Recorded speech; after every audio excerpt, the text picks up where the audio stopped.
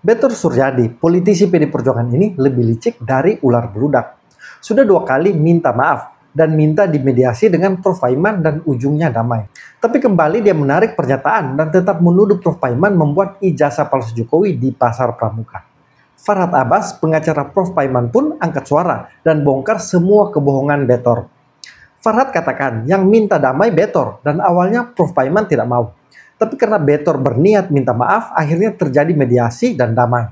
Tapi dengan melihat pernyataan Betor yang kembali menyerang Paiman dan Jokowi di Rakyat Bersuara, Farhad menegaskan damai itu batal dan Prof. Paiman tetap akan memproses hukum. Dia minta damai itu dari mereka ya? Iya dong.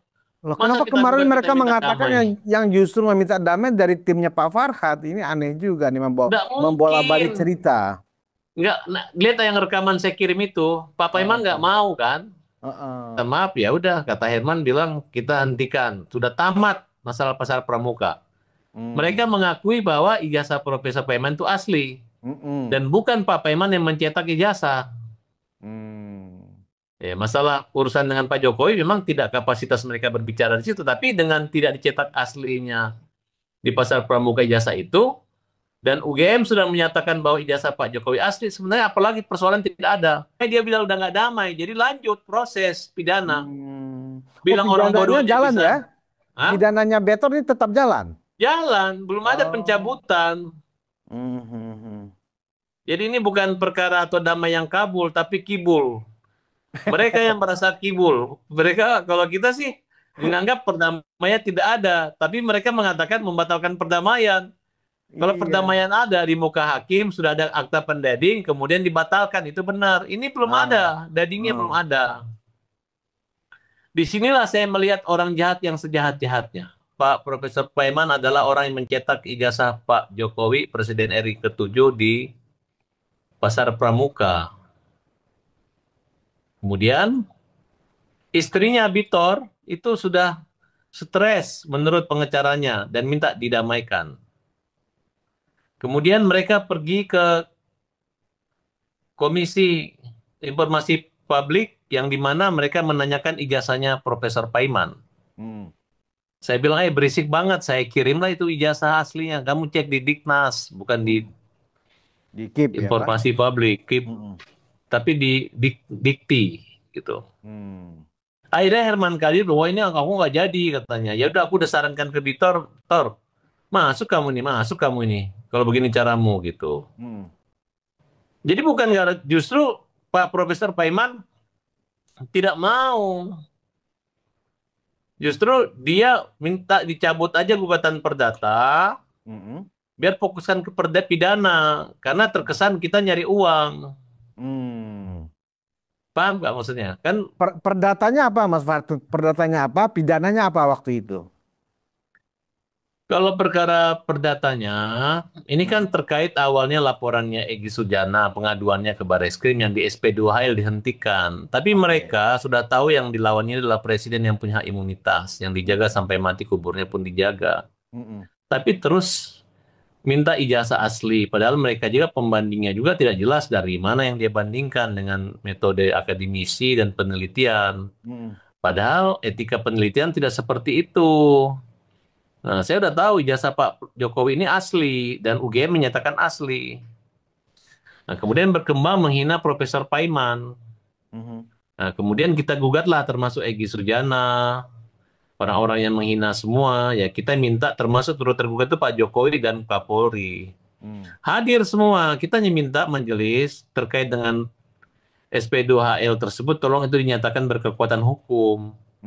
Ketika hakim mengabulkan itu, dan mereka dinyatakan melakukan perbuatan melawan hukum dan menghentikan semua kegiatan yang menghina Pak Jokowi maupun menghina Profesor Paiman. Karena kalau udah ada produk hukum yang menghentikan satu perkara mereka masih menghina, apalagi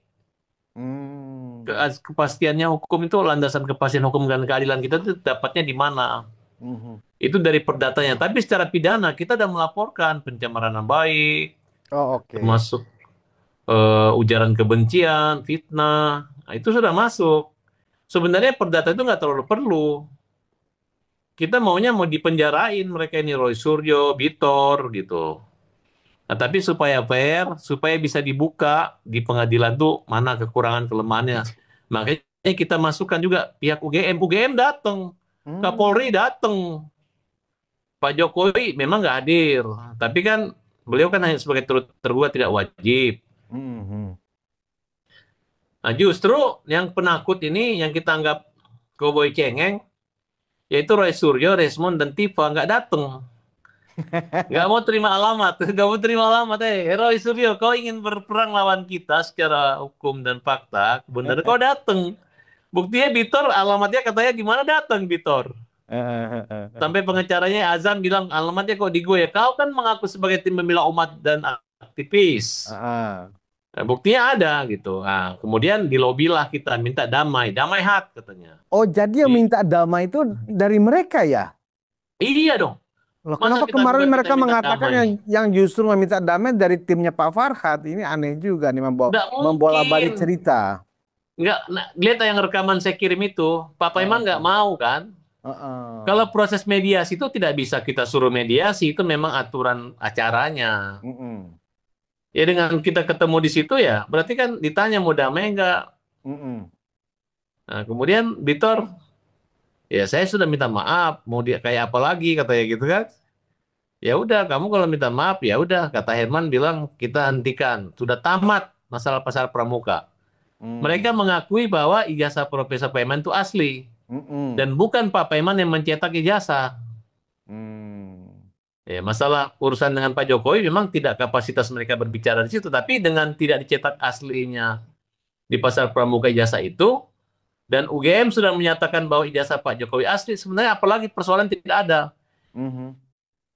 Jadi proses perdamaian itu mengikuti hukum acara yang namanya mediasi. Tidak bisa satu pihak minta damai, kemudian dia mengatakan saya tidak mau damai, tapi diminta damai, tapi tergantung hasil akhir.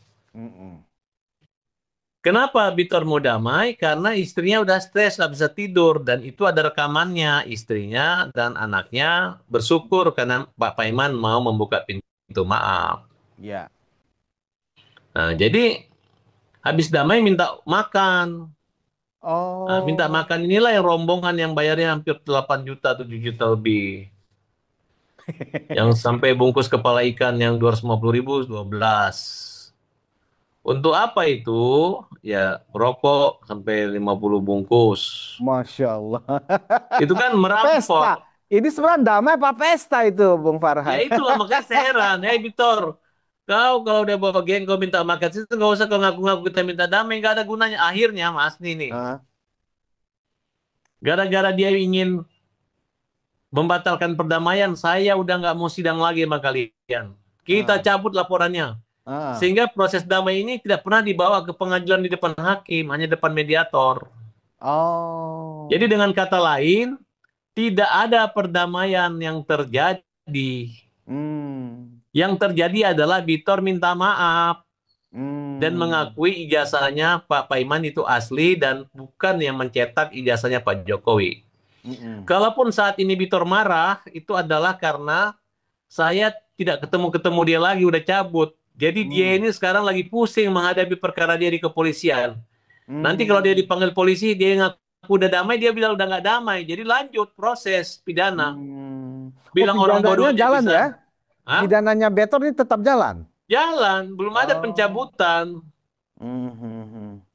Jadi ini bukan perkara atau damai yang kabul, tapi kibul. Mereka yang merasa kibul. Mereka, kalau kita sih, menganggap perdamaian tidak ada, tapi mereka mengatakan membatalkan perdamaian. Kalau perdamaian ada di muka hakim, sudah ada akta pendading, kemudian dibatalkan, itu benar. Ini belum ada, dadingnya belum ada. Disinilah saya melihat orang jahat yang sejahat-jahatnya.